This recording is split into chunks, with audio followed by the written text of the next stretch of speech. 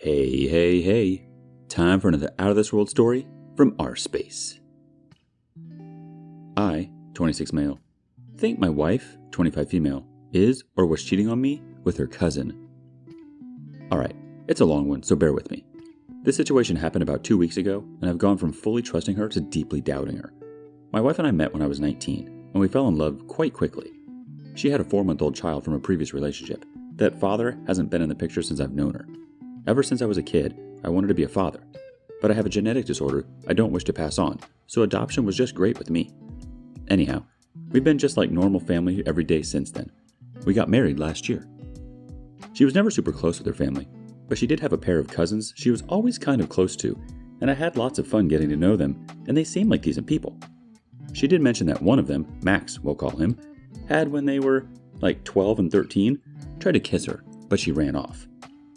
I asked her if she ever told anyone, and she said she chalked it up to him being a stupid kid. We see him on Christmas every year, and he seems like a normal dude. I actually liked him, as her family has a bunch of stuffed shirts, and he's down to earth. Recently, they've reconnected and gone to a few family functions. We own one car, and since I needed it for work, he picked her up and drove her to these things. Nothing seemed out of the ordinary about this. They are cousins after all. Her behavior really didn't make any obvious changes. However, randomly, as I was watching TV one night, she came in and mentioned that I had friended a girl from my place of work. I accepted a friend request. We're a pretty open couple, and things don't usually offend us. For instance, she'll remark on an attractive guy and make some sort of lewd remark, and I think nothing of telling her this woman was the new office. She didn't accuse me of cheating, but it felt like she was about to, which has never happened before. The reason I mention this is because I've read cheaters accuse their partners as a projection or something. Anyway, these family outings were legit. The whole family posts pics on them on Facebook, and the wife sends pics from the outings. There were 2 of these events, and each time, wife came home and was like a robot. Sex seemed normal, if not quieter than usual, but as she suffers from depression, she often gets cold every so often, and when I asked her if she was doing alright, she chalked it up to that. Well, 2 weeks ago, she leaves for work, and as it was my day off, I puttered around the house, dropped the boy off at school, and came home to check my email. On Facebook, I saw that I had a message from her cousin. He and I had recently discussed going out to see a farm team baseball game, and I thought he was getting back to me. The message reads, "I'd like to see you on your knees." I was confused as hell, until I realized that my wife was still signed in, and it was her he was talking to. I wanted to kill him. I instantly rushed and read through their chat log, and it's filled with him creeping on her. And while she is saying things like, "But I'm married," and "No, I'm married," these read like very thin no's, like she is saying no because she has to, not because she wants to. I'm disgusted and absolutely floored about it. But since none of them mention anything happening yet, and she is denying him albeit kindly, I can't exactly say she's cheating. Well, when she gets home and our son is put to bed, I confront her over the situation. She instantly breaks down into hysterics and tears, saying things like, "I didn't do anything. I didn't know how to tell you. I was just hoping he stopped." Now, she and I both suffered childhood sexual abuse from family friends. We've both went to years of therapy for it, and for that reason, we have very good communication skills when it comes to comfort and boundaries, and how to express ourselves about unwanted advances. I love her, and I wanted to believe her, and that he was just being a creep, but the way she didn't tell me and acted seemingly normal leads me to believe something else was going on. I told her that I believed her, and asked her if I could message him to tell him to back off and how disgusted I am that they are cousins, or if she would prefer to tell him and handle it herself. She first expressed that she would tell him that I knew and not to call her, but her resolve cracked as she was confident this would just stop. I was furious about that, but didn't express it, and told her that knowing she was going to, I was going to give him a piece of my mind. This is my wife. If she's being harassed, I will end it, and if she's not being harassed, she's cheating on me, so I messaged him. He saw it, but made no reply. The wife says I should have let her handle the situation, and I told her there was no way I was going to keep quiet in the face of this. She seemed to understand and expressed in the end that I was probably right to confront him because she didn't know how. All seemed to return to normal, but 3 days later, I come home and she's crying. I ask her what's wrong, and she said, "It's Max. You should have let me handle it. I messaged him yesterday and he won't talk to me." We had the conversation again about me not sitting idly by when somebody is harassing my wife. She gave me a look. It wasn't much, and it was only for a second, but it gave me the impression that she didn't consider it harassment. We end the discussion in agreement that I handled it how any man would handle it. 2 days later, I'm coming to bed late, like 2 a.m., as I was finishing up some work. I hear her on the phone with somebody kind of chuckling. This is not normal. told me it was her mom and had something to do with our kid's birthday, which I didn't buy. But at this point, I've begun playing stupid so I can observe the situation from a place where she feels comfortable. The next day, she is crying again, and at this point, I've really had it. She's been unstable for 2 weeks now. When I ask her if this is about Max again, she says she tried to call and apologize for not handling the situation herself, and that he still isn't talking to her. I admit it, I snapped. I told her that either he was abusing her or she was cheating on me, and I caught them. On the couch tonight, obviously. I wanted to believe her, but I'm not a moron. I'm essentially laying here with my finger on the button, waiting for some solid truth, because if this is what it's feeling more and more like, I'm about to go 95,000 megaton nuclear on the both of them. Sorry for the length, I just don't know what I can do from here on out. Edit. Thanks for all the input. She goes to work in 6 hours. I will apologize for my outburst and ask her to sit down with me and talk tonight. It's Sunday, and our son typically stays the night with my parents every other Sunday. I'm not proud of it, but I feel it's in my best interest to do a snooping. If I find nothing, we will discuss what happened when it started, what I can do to help her, and what we ought to do moving forward. I love her, and the idea that she is being harassed by somebody who is supposed to love her breaks my heart. However, if I do find something sordid, or learn that she was complicit in any way, I am done with the relationship that instant. I don't believe in marriage counseling in instances of infidelity, and even if I did, incest. There's no way I could look at her the same again. Will update. Update 1. So I didn't sleep at all last night, and when she woke up, I made breakfast. I told her I shouldn't have blown up, and that we should probably sit down tonight and talk about things. She agreed like she wasn't even upset, to begin with, and she said she knew she had probably been acting badly. I told her that the sort of harassment she was dealing with was infinitely more difficult because he is a member of the family. She just seemed to agree with me. I wasn't going to snoop, but so many people on here told me I ought to, and not wanting to be accused of not taking the advice I asked for, I decided to go through with it and check her emails. With the way she was acting this morning, I had fewer reasons to be suspicious, but at this point, what the heck, and did just that. The level of disgust, hatred, and anger I feel cannot be expressed right, and there will be a divorce. There was one email entitled Yummy, and upon opening it, I found a picture of her cousin with semen on his face. The back and forths are him describing to her his encounters with random gay men. They make a reference to past sexual encounters they've had together, complete with one picture of a strap-on, a sex toy captioned, "I still have our old friend." Then I read some absolutely disgusting filth talk between them where she is behaving in a very dominating way and insulting his penis size. Looking at the dates, I realized that this was from a year ago. As I continue to read, I'm able to figure out, at least from how it reads, that they used to hook up frequently, but stopped after we got married. We were together for several years before we got married. Later, she starts using the "I'm married" excuse. But it's reading like that's just a kink of his, to be told he can't touch her anymore, which he probably does. I'm raising her freaking kid, and she does this to me? I've wasted the last 6 years changing my work schedule and not taking better paying jobs because I need hours where I'm able to watch him. I went outside and sat on the front porch, called my brother over, and after explaining to him the entire situation, asked him to take my gun from me for the time being. I'm not a violent person. I never have been. But in the state I'm in now, I'm fluctuating between wanting to do crazy stuff. I'm not going to. But I feel like I'm headed for a breakdown and I can't trust I'll behave rationally. After this, I'm packing up my clothes and checking into a hotel. These conversations have all been printed. I've sent copies to myself, and when I have time, I'm digging for more dirt.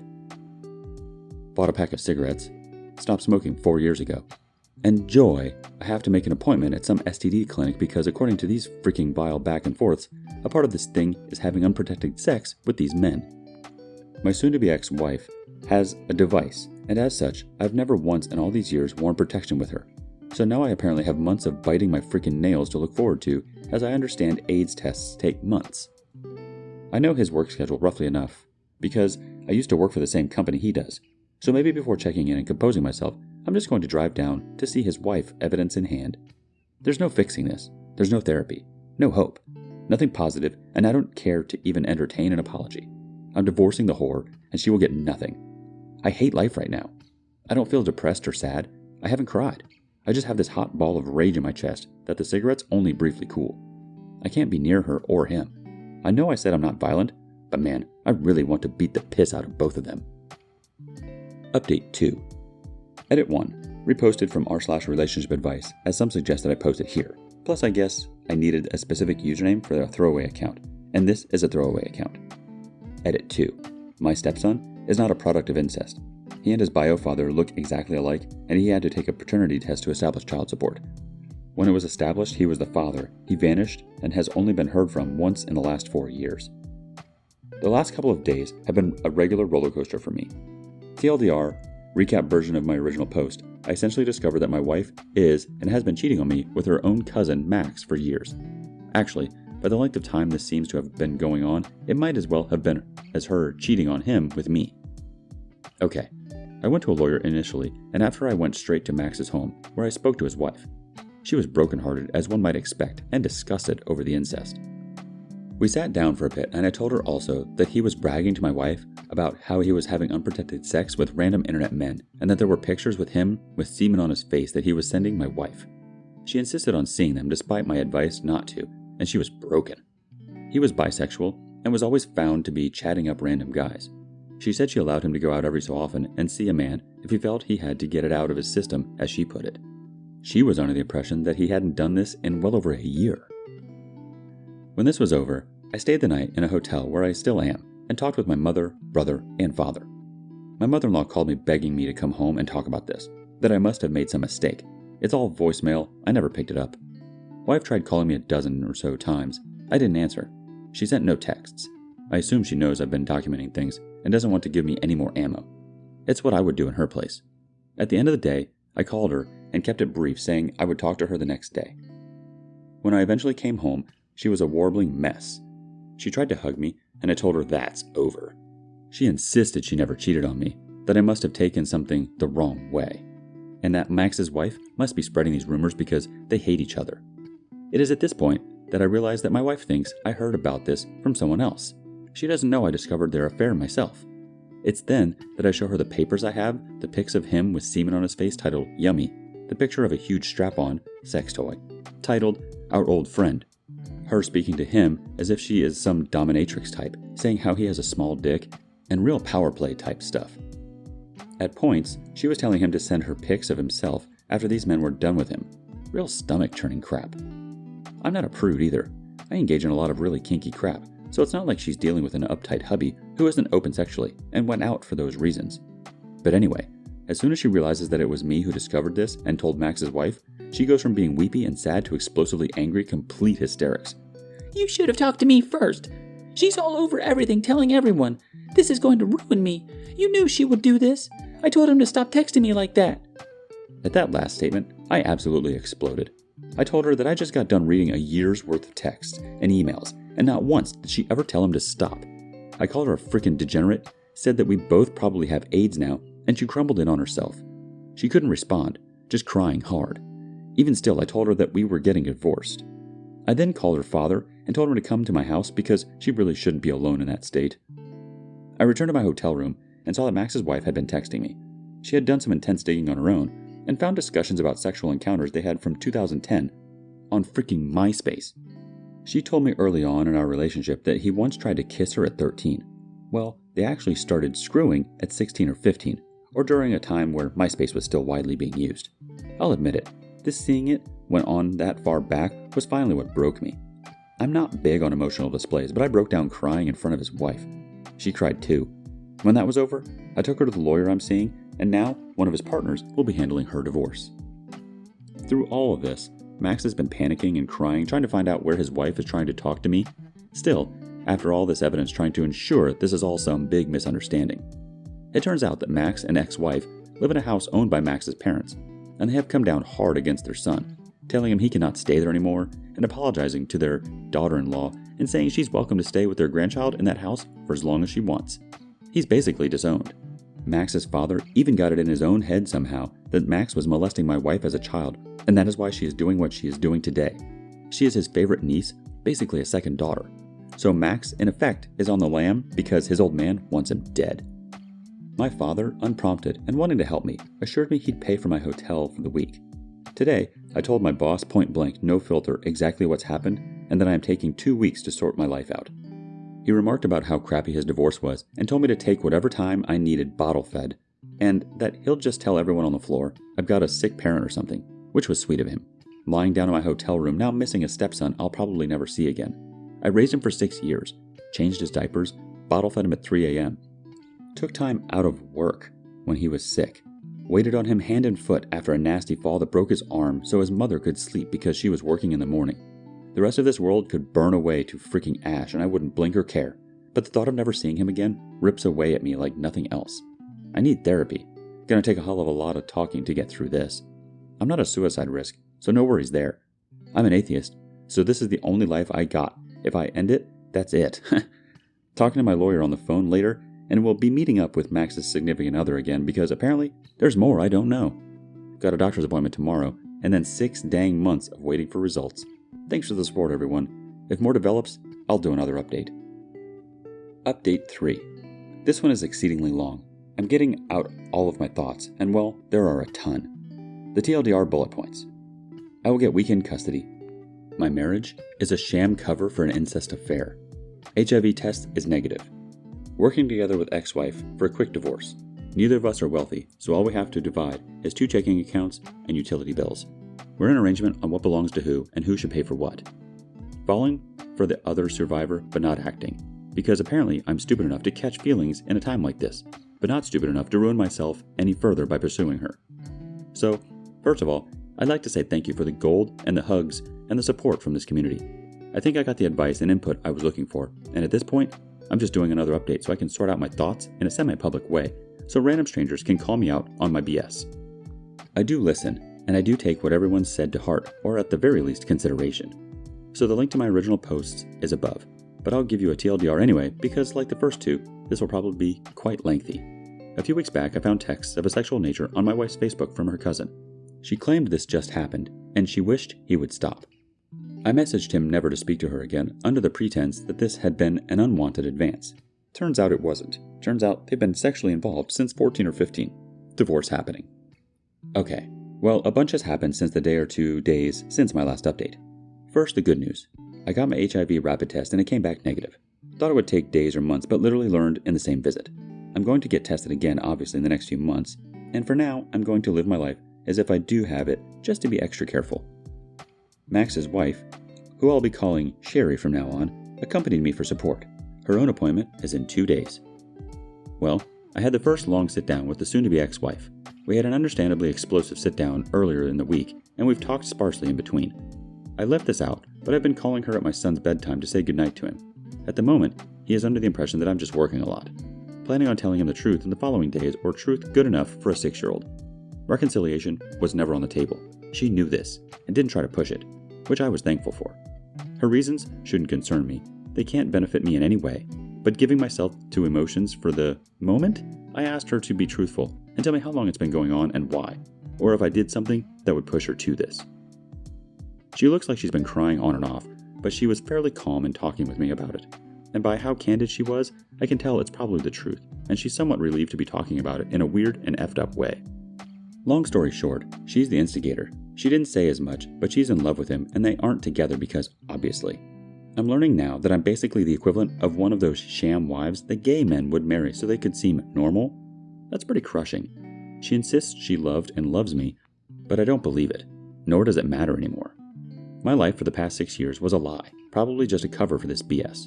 I don't know if I even know what real love, romantic love, looks like, and that's got me more than a little effed up. She looked hurt seeing me hurt, but I don't know if it was real, not that it matters anyway. The important thing we discussed was my stepson, and what we will be doing moving forward. Before I could say anything, she told me she wouldn't oppose something like weekend custody and would sign that in the divorce. I honestly think she is extremely remorseful about how this affects him. A lot of telling me I am his father, his only dad, and taking me away from him would be so damaging. We're going to tell him the bad news in a few days.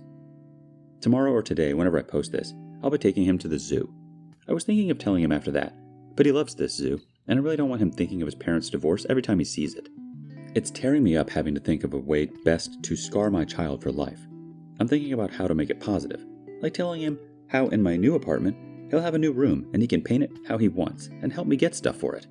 Make him feel like he and I are a team, like a way to make this terrible crap fun. We aren't wealthy, so basically we're just going to keep what we have in our already separate accounts, divide up the remainder of our utility bills in a fair way, and just get the divorce.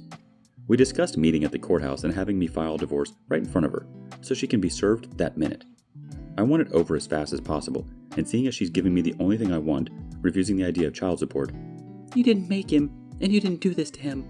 As much as I hate her right now, I'm impressed that she seems to at least want to make amends for this. Maybe she just wants weekends off to screw her cousin, but honestly, as long as I get to remain a dad, I might as well have won today. In other related news, yesterday, or 2 days ago, whenever I post this, I went to visit Sherry, Max's soon-to-be ex, to see how she's holding up. When I arrived, Max's parents were there and were surprised to see me. I got a hug from my wife's aunt, and she was crying and apologizing so much it almost made me cry. She was under the impression that I was never going to see my son again, which really upset her because, and I didn't know this, but she used to love watching me play with my son at family gatherings. Basically, they're going to continue to allow Sherry and the baby to stay in their second home for as long as they like. Under the circumstances, Max will not be allowed there anymore and is basically disowned at this point. I'm not sure this was mentioned before, but the family seems to have gotten the idea that Max molested my wife and that this is some kind of abuse or Stockholm syndrome, and call me an a-hole, but for the sake of my son's stability, I will do nothing to correct them. If letting them believe this allows my wife to live at home with her folks and not having them fight over this in front of my boy, then I will omit this. Sherry is a mess, as one would expect. She has moments of being okay, followed by tears, followed by anger. The more she talks about subjects not related to this, the calmer she gets. Her family is going to be paying for her to see a therapist, and her brother is coming to the state for a week to be with her, and her mom is basically moving in with her for a month after that to try and help her cope. I got to feed her daughter today, such a cute kid, and melted away my anxiety for a little while. Last night, my friends and I went to the movies and I asked her if she'd like to come along. I'm glad she came along, but I've also realized that I either need to put some distance between Sherry and I, or I need to talk to her about what I think is happening. Nothing has been said really, but she's casually touching me, which is something we never did prior to this. I had a tension headache and mentioned a knot in my neck, and unprompted she started rubbing my shoulders. Also unprompted, during my test when the doctor left the room, she held my hand. It's probably all just me overthinking things due to my rejection, loneliness, and wanting to feel accepted, but I am infatuated with her. Whenever I'm not obsessing over all the terrible things going on in my life, I find myself thinking of her in a romantic light, and while it's probably not healthy feeling anything positive is preferable to feeling nothing but misery and doubt. Again, maybe I'm reading too much into this, and I'm mistaking her emotional support as something more than it is because my mind is effed. But she's acting toward me now, how past girlfriends and even the ex-wife did before I officially started seeing them. I mentioned it in the comments that I was trying to lighten the mood with my dark humor and said something like, I can't even go out and get a revenge lay without the possibility of killing someone, referencing my HIV fears. And her response was to bring up the fact that if I am infected, by default, she is most likely infected too, and that since our partners were sleeping together, in a gross way, it's like she and I were already having sex. There were a few moments after that, and a look which I took to be an invitation, but I changed the subject. I should be thinking about more important things, but I'm getting distracted by this. Part of me, the smarter part, knows that a foundation like this is horrible, and acting on it might spell disaster for our upcoming divorces. On the other hand, I do have a real mental and physical attraction to this woman. One I'm 75% sure is mutual, and I fear that not acting will make her think I'm not open to this at any point, and she'll move on and I'll lose another person who makes me happy. If anybody has an answer to this goddamn help, But huge digression aside, I still feel like I'm on the verge of a nervous breakdown, but the divorce seems to be going in a favorable for me. I will still be a dad. Oh, and where is Max in all of this? Nobody really knows, but he was couch surfing the first 2 nights with friends out of state. He's called Sherry like 3 times since she went nuclear, but that's it. Update 4. Well, today's the day we decided to tell my son about what's happening moving forward. This is not a talk that either of us are looking forward to, but it was inevitable. I spent a little time on the phone with my soon-to-be ex last night, and her tone changed, something I wasn't expecting. At first, she seemed resigned to divorce and didn't fight me on it. On the phone, she was in tears at points trying to explain away this relationship with her cousin. She's trying to say now that nothing physical has gone on between during the years she and I were together, only random dirty texts. The storm is coming, I think, because now she says she ought to have my car because I work 20 minutes from where we currently live, and she works an hour away. Saying it's needed because if she has our son all the time, she's going to need something to get to work. Honestly, this old rust bucket doesn't have but 2 good years left in it, so I'm contemplating just forking it over and getting a new car, as I'm gonna need a new one anyway. But I also fear that if I start bowing to stuff like this now, it's going to be my entire life. I've also, through this, come to realize that I really don't feel like leaving my apartment. She announced that she was moving in with her folks, so I think I might just wait until she's gone, which I saw on Facebook will be in a week or so, and then just talk to my landlord. Due to COVID, he's had trouble filling some of his units, so he might welcome me sticking around. Had breakfast with my dad. He approached the topic lightly, but he's essentially telling me I ought to hold off on writing anything out that would obligate me to stay in my stepson's life. He's not dismissing my stepson. He always makes time to see him, and spoils the hell out of him on Christmas and birthdays, even stops by with random toys. My point being, he's a proud grandpop. His reasoning was that I should wait to see how my soon-to-be ex behaves, and if that seems conducive to what I want in life. Told me that I passed on my chance to go to school and become a family man, and nobody in the family would hold it against me if I decided I didn't want to be a father anymore. While they all love my son, they don't want to watch me fall on your sword because you feel we'll judge you and you tie yourself to that crazy family for life. More or less, they'll support me no matter what I do. Maybe after I consult my therapist, who I start seeing in 3 weeks. I'll feel differently, but at the moment, I'm adamant about remaining a father. After that, I took Sherry out to meet with Max. I didn't go along with her. Had I, he might have a few less teeth and I'd have charges, so I basically just hung out in the Sonic drive-thru, listening to music, buying a new drink a couple of times to justify my being there, and waiting for her to text me to be picked up. When that was over, she was a bit worse off for the experience. He's blaming my soon-to-be ex for the fact that things didn't end years ago and claimed that the guys he claimed to be having crazy hookups with were made up and part of some dirty story that he and my soon-to-be ex did. Assuming he's being truthful, it was just the one guy who is his boyfriend, I guess, and he made up the rest as part of this dirty story thing. Sounds like BS, but honestly, for some reason, it seems true to me. Sherry was quite devastated mostly by the fact that he looked like he hadn't slept in days, but didn't acknowledge his daughter and hadn't said anything about her until she forced the subject. She was really upset, obviously, and I brought her home, but she did a fine job keeping it together for the baby. I really didn't want to leave her in this state, so I hung around and helped throw a dinner together. Showed her how to make ghetto garlic bread and made pasta. I found out she sings a French language song to her daughter, and I was a little smitten with that. However, I also noticed when looking in on this that Sherry actually has some of my son's hand-me-down baby furniture, what really brought home just how absolutely effed up this situation really is. When I went to leave, we gave a parting hug that went on for a few minutes. No words. Got a kiss on the cheek, and I kind of rode that high for the rest of the night. The enormity of my life right now, I can't even fully grasp. I didn't think it was possible to be filled with such hate and anger while also feeling that fluffy. Update 5. I've sort of entered the fleeing stage personally. I don't know whether it's the selfish brain talking or the rational one, but I'm beginning to have doubts about remaining a father. I want to be a good man. I want to believe I have the strength and resolve to raise another man's child. I mean, I did have that resolve before. This betrayal, though, it's warped parts of me and changed me a lot in such a short time. I'm becoming unable to wear a positive face about this. I've said it before, I'm well aware of my own genetic problems, and because of this, I've always been, even from my hormonal rampage teenage years, made it a point to do all I could to not have a child. I was responsible, careful, and thoughtful. I was never reckless. My soon-to-be ex, on the other hand, was apparently wild, took no precautions, and as a result, had a child. So at times, it feels like I'm going to spend my life tied to one spot because of someone else's reckless behavior. I had no problem signing on to be a dad. As you've heard, I'm quite proud and happy with the time I've been in my stepson's life. Let's be honest with ourselves for a minute. We all know what's coming next. The soon-to-be ex is probably going to use him and my love of him to twist my arm and bend me to whatever she wants me to do. I'll never be able to move where I want to live. I'll never be able to live my life as I want to live it. This horrible woman will have me on strings and I will be dancing to whatever tune she wants me to. If he had been my biological son, I would fight for sole custody of him and throw my entire weight into ruining her character. But as he is not my son, there's no way in hell I'll have these rights. Perhaps this is a passing feeling. Perhaps I'll feel differently tomorrow. But I'm just venting raw at the moment. Honestly, if there was a chance I could get full custody, I'd probably take it. This is the worst conversation I've ever had, playing out in my head over and over again. In the process of writing this, I've gone back and forth between wanting to run and hating myself over the thought. In this complete hell, Sherry has been my constant partner. We have decided, against the will of some of the commenters, and even against our own logic, that we are now a couple. We will not be acting outwardly. We are going to keep everything quiet until we're sure it's working. We're both adults, and we both live alone, so it shouldn't be some crazy jumble to keep it secret. Ironically, we're behaving as though we're committing an affair ourselves. I've discussed the troubles over being a divorced stepdad, and she's offered me her take on it. She told me that, were she in my position, she would do all she could to get as far away from that crazy family as possible, because I have the option to.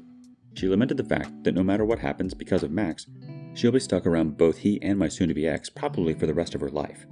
Her suggestion to me is pretty much the conclusion I've come to, is not to make any more rash decisions until after I talk with my therapist, 2 weeks from now. I went back to my apartment today and was surprised to find just how much stuff my ex has already moved out of there. A little depressing seeing it looking that empty, but it was also kind of a relief to know that she is leaving without a fight. My son is with his grandparents now, so the ex and I were only and decided to have a cup of coffee and chat before talking about how we're going to divide up some of the more mutually owned things. Things were pretty polite, all things considered. For Sherry's sake, I figured I'd ask if Max had been in contact with her because he's been a ghost for the last 3 days, and he really didn't leave Sherry anything for diapers or food. Max's folks are helping her, and I will where I can. Anyway, she shows me her phone, and she's got 4 missed calls from him and texts wanting to talk. Says that she tried to talk him into chilling out and facing the family because he'll have to eventually. Anyway, and from the sounds of it, he's probably going to run. The soon-to-be ex then asked how Sherry is holding up, and that she hears from her aunt, "I've been around a lot." Not that I need to, but I explain how we're trying to support each other since we're going through it together, and that Sherry is obviously pretty beat up about all this. In the middle of this, she just point-blank says, "Whatever you're doing with her is none of my business, but I'm not stupid." The weirdness of being indirectly accused of an affair by the woman who cheated on me is pretty rich.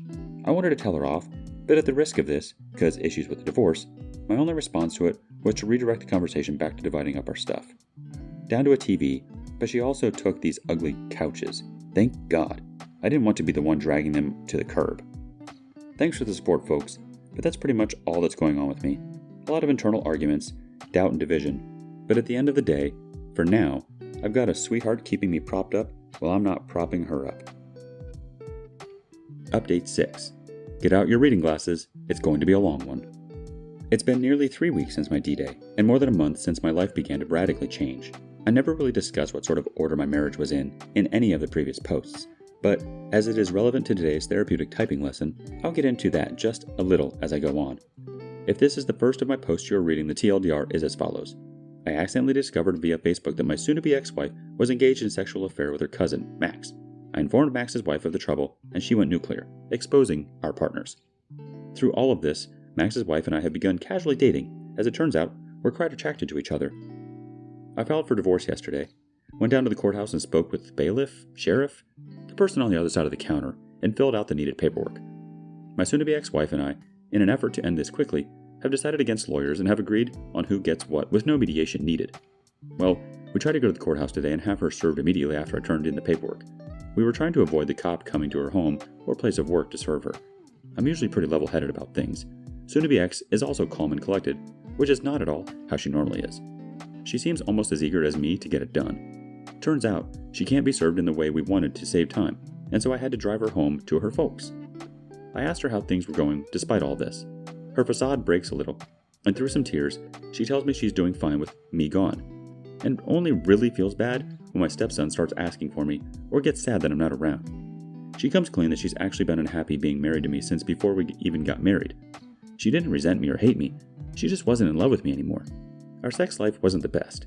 We're both very attractive and sexual people, but we stopped being on the same page a while ago, and we both knew that. I like to pursue, I hate to be chased. She loves to pursue and hates to be chased. Something was bound to break, and we had several talks in our marriage about this. For a while, we switched up our roles so we could both get what we wanted, but after a while, it just turned into me sacrificing my sexual desires to only have sex in the way she wanted to. Some of the things she wanted me to do I never really liked and never got better at, and seemingly out of spite, the things I was good at, she spurned. Meanwhile, she would seldom, if ever, take my requests as time went on. In the middle of our relationship, we had a female live-in roommate that we had a mutual attraction for, and under a strict set of guidelines and rules, she became someone we frequently had encounters with. For a time, that put a band-aid on things. The soon-to-be ex and I were a good team. We're good at communicating our finances, and we're good at parenting, as we make sure to never undermine each other and always present a united front. We enjoy the same movies, we're both artistically inclined, I a writer and she an illustrator. We had a million things in common that made us best friends. A good team. But the sexual problems were always there. While this third woman was in the relationship, that tension was gone, and we worked perfectly together as those frustrations and needs were met by a third party. Eventually, this third woman moved out and ended things with us on good terms, mostly because she wanted a boyfriend and no guy would go in for a setup like that. It was around this time that Max and Sherry moved into Max's parents' second home. For a few years, they had been living in her home state until he lost his job. The soon-to-be ex says it was then that Max re-established contact with her. They began meeting up just as normal cousins at first, but one day she decided to vent her frustration, probably an invitation, about her sex life, and they started having an affair. They would only meet up around family gatherings and use excuses to vanish. A few of these I'm remembering not being able to find her. We got married at this time, so I can only assume it happened at my own wedding.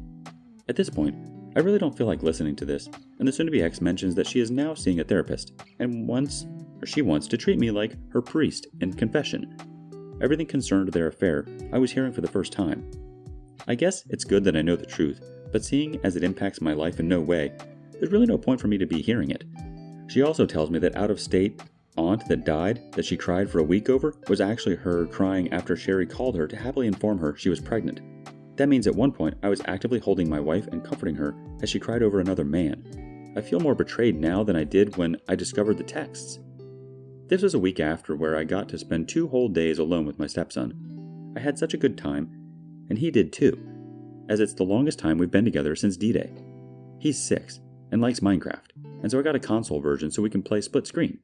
Told him he misses me, but loves seeing his grandparents every day. They spoil the heck out of him. So, after this great weekend of video games and playing catch, typical dad stuff, I'm really positive about staying a dad, until she drops all this new info on me.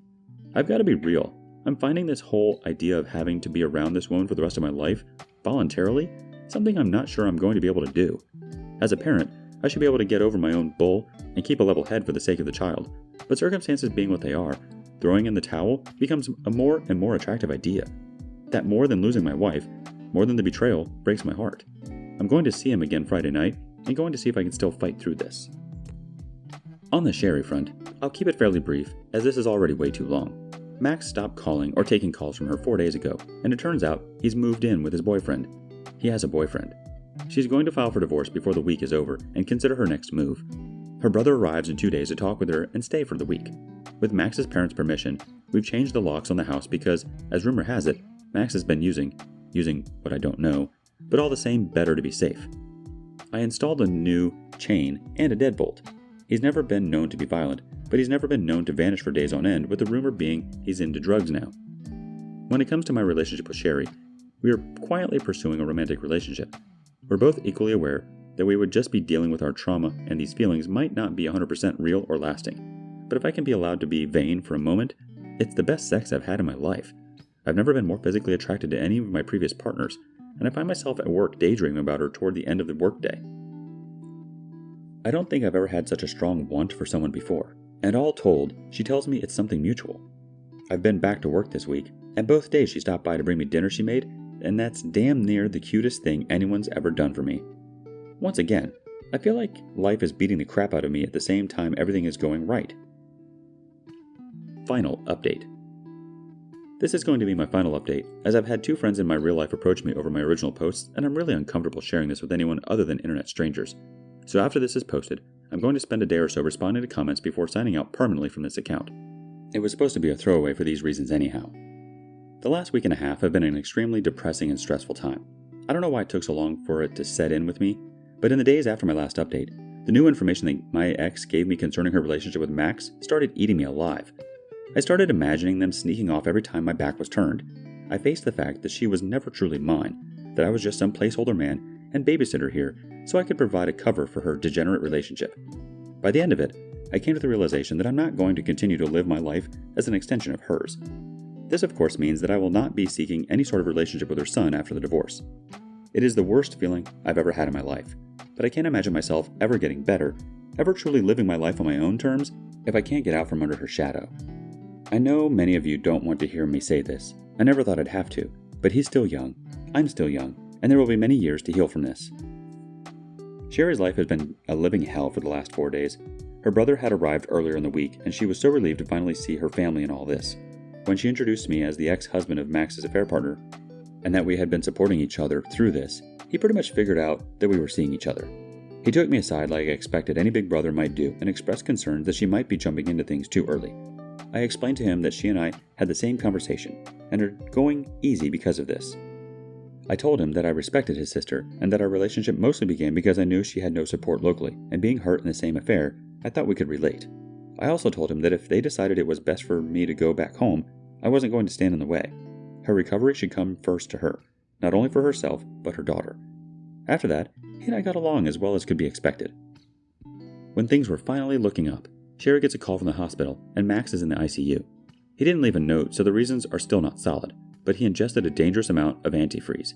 I mean, obviously, with all the drama and shame of having his affair discovered, suicide isn't far-fetched. But on the other hand, of all the ways to kill yourself, who thinks of a method like this? I mentioned before that he was rumored to be getting into drugs, so accidental poisoning can't be ruled out. In any case, Sherry is now feeling tremendously guilty over this, as unwarranted as that might be. Max's parents went from universally condemning him to asking Sherry whether or not she'd consider reconciling with him. She told me that she told them she'd consider it, but only because she didn't want to see them hurting any more on top of this. As of writing this, he's been in the ICU for 5 days. I don't know all the technical terms, but there's a concern with crystal deposits in the brain.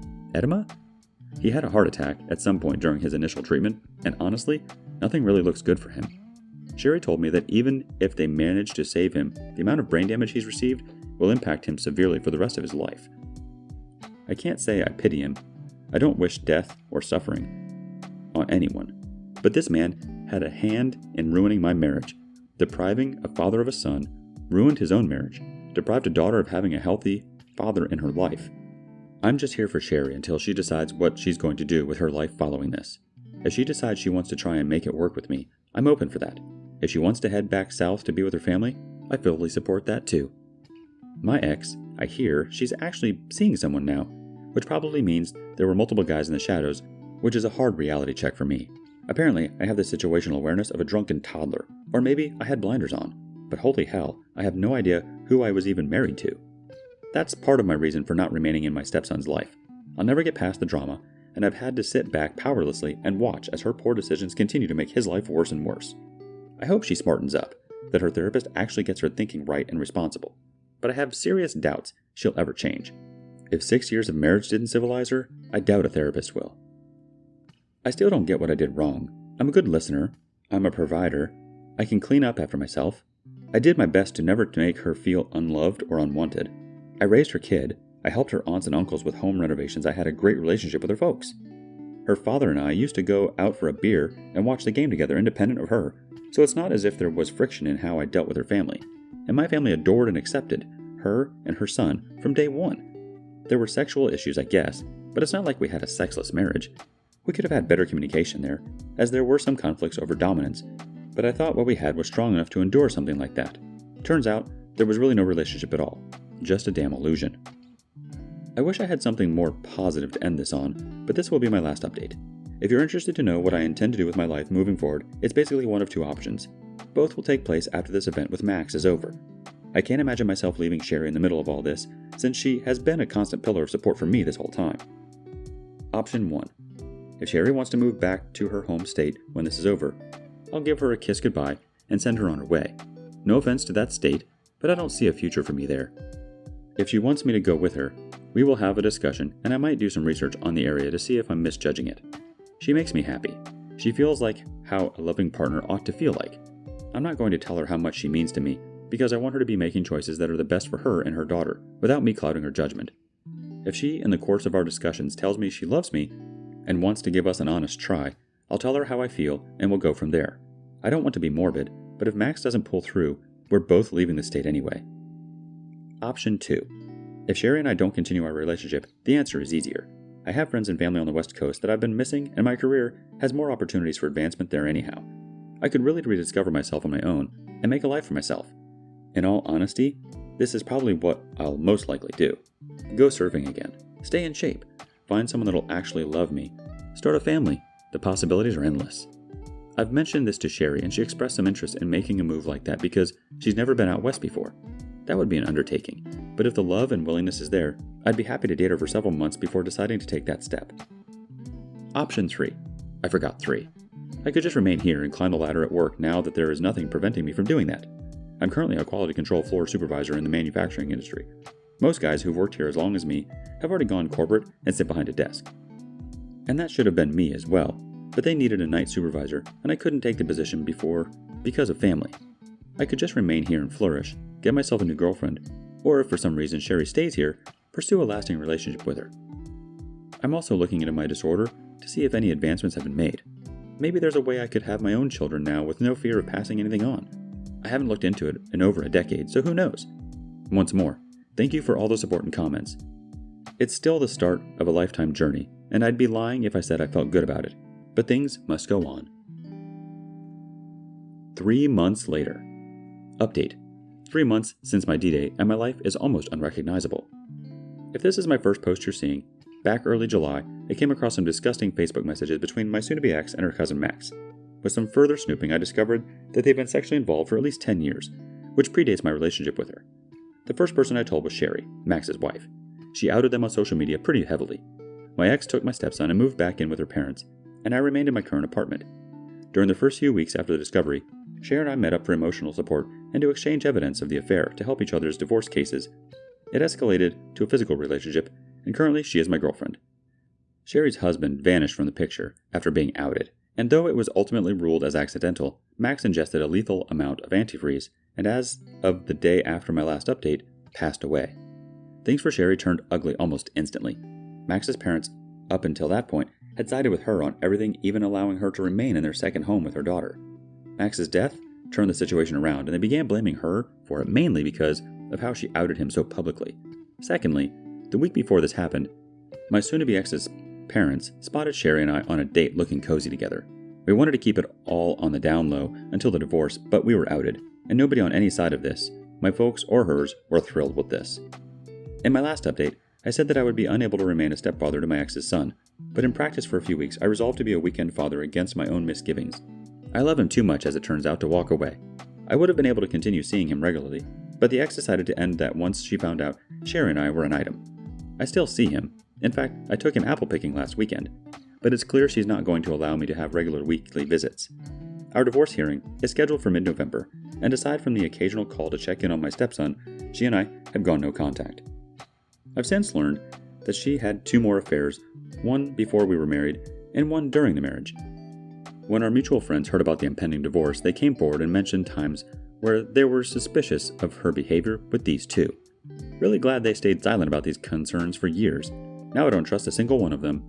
Nothing like finding out that everybody thinks you're an oblivious moron when you already think you're an oblivious moron. None of that really matters, and at this point, it's kind of like falling down and scraping my knee after getting shot. Like, yeah, it sucks, but comparatively, not so much. I mentioned how Sherry's former in-laws turned on her, and because of their constant harassing phone calls and threats of eviction, I offered to let her move in with me for the time being. Her original goal was to move back to her home state to be with her family, but we're just trying to figure out the best way to do this.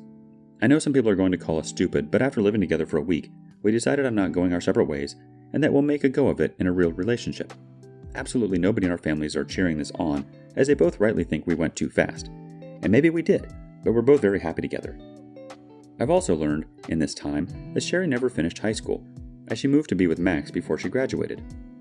He also wanted to have that traditional family, outside of cousin screwing and infidelity, roles, so she doesn't have much experience working.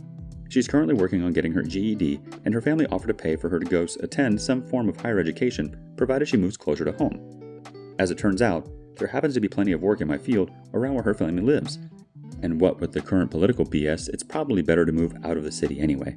Houses are also cheaper there, and the idea of owning my own home is pretty tempting, so I'll most likely head out that way myself when she does.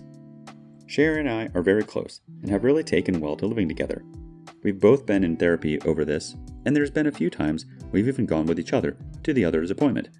We were both learning together what a relationship ought to be. I've only had 2 long-term relationships in my life, and from my ex-wife, I had just accepted it as normal, that we were pretty distant from each other. There was no lack of sexual intimacy between us, but I've realized just how much the ex and I were living in 2 separate worlds under the same roof. Sherry experienced similar feelings with Max. She texts and calls me frequently for no reason. We talk about our days and sit down to dinner together.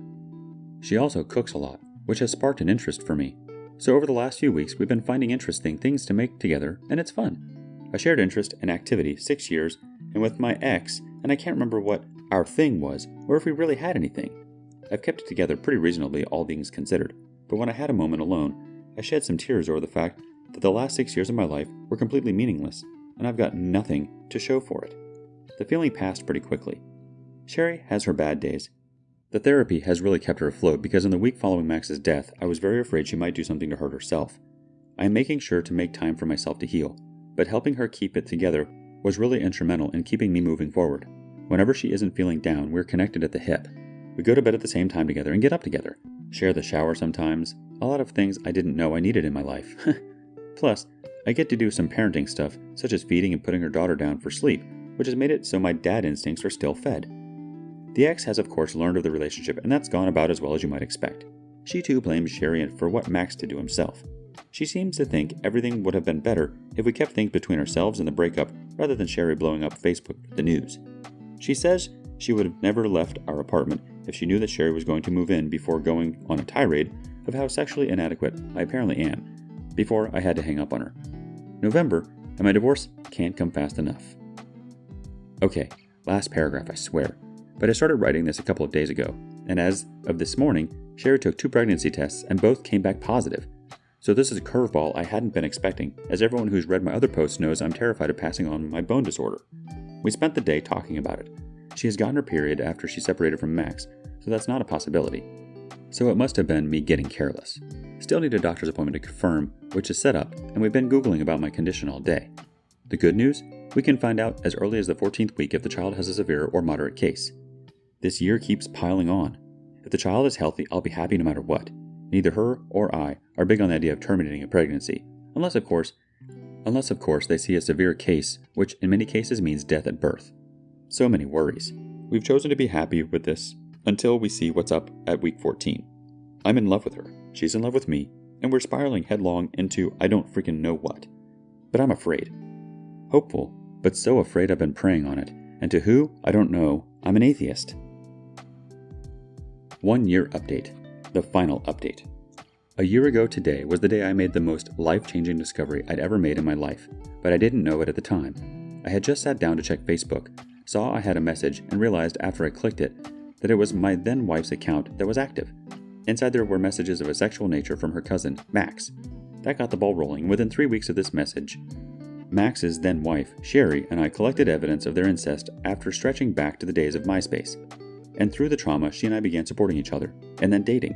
A year later, she is the mother of my firstborn child.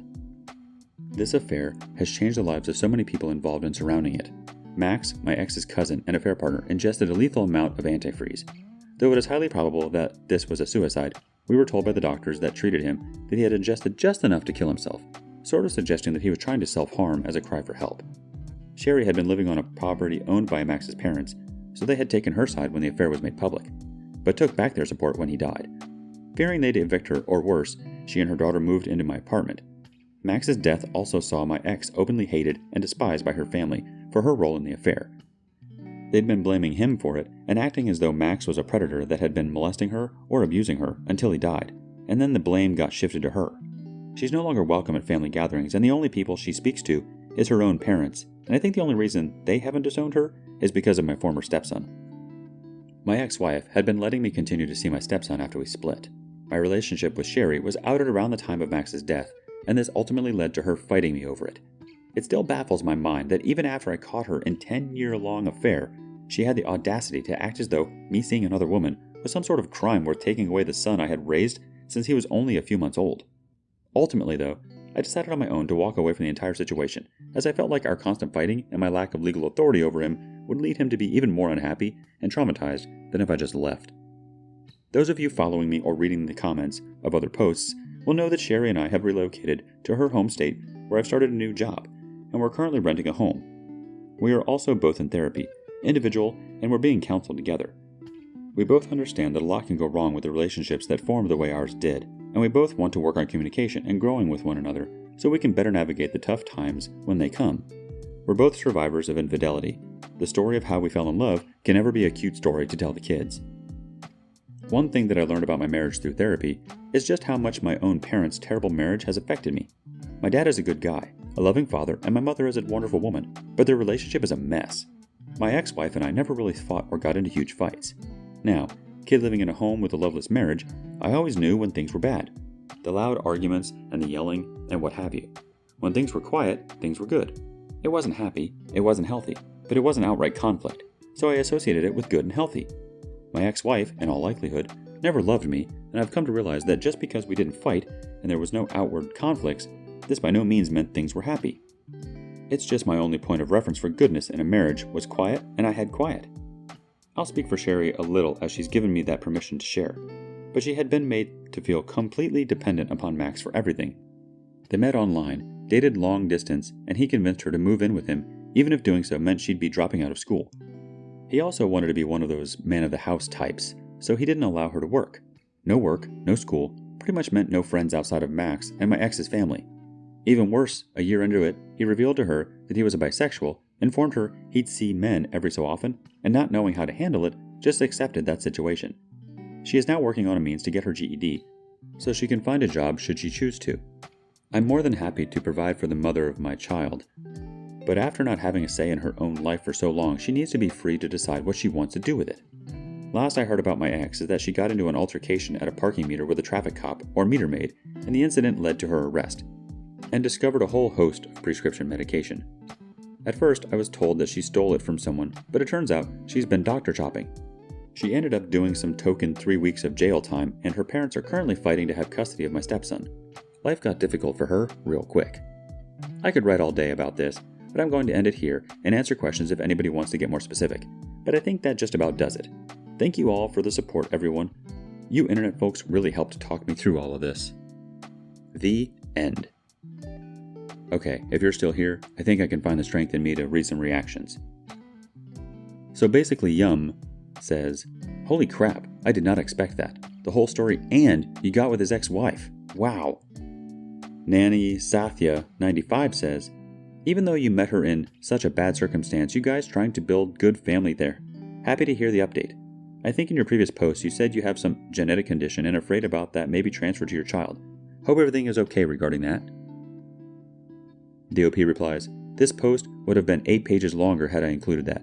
My son is happy and healthy. We had tests done during the pregnancy to check for the condition and everything checked out." Nalk77 chimes in, "The two of you entered the relationship so quickly after such a traumatic event or period. Do either of you have trust issues that pop up?" DOP replies, "I don't think I have trust issues, and she seems to trust me as much as a person can trust someone. We are very open and honest about our feelings. Me much more open than I've been with anyone else. Trust and openness is something we discuss at the therapist's office.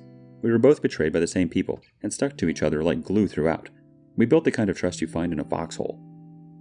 Nomadicus Rex has another comment. "Have you considered contacting your stepson through his grandparents and offering to help?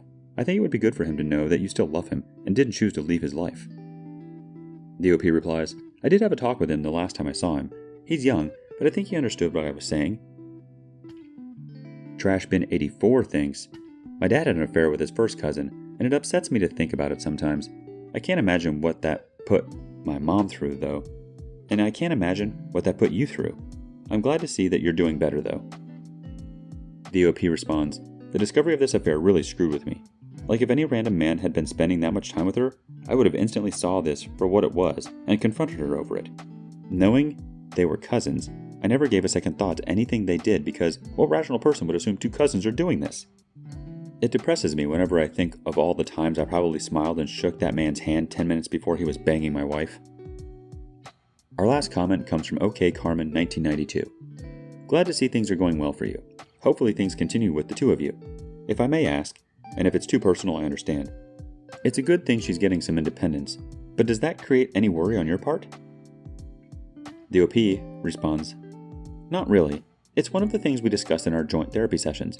A big fear I had was that she was simply exchanging one ruler for another, and I wanted to make it clear that I love her and I'd like to help be a part of making her life what she wants it to be. She's always wanted to be a mother, and the idea of being a stay-at-home mom wasn't totally out of line with the sort of life she saw herself living, but she never felt like she had a choice in it with how Max was, and she always hated leaving school. Another big reason of her going and getting the GED was because all this obviously scared her that she'd be a single mom, high school dropout, and would like to at least not be so helpless should something happen to us in our relationship, or if I up and die."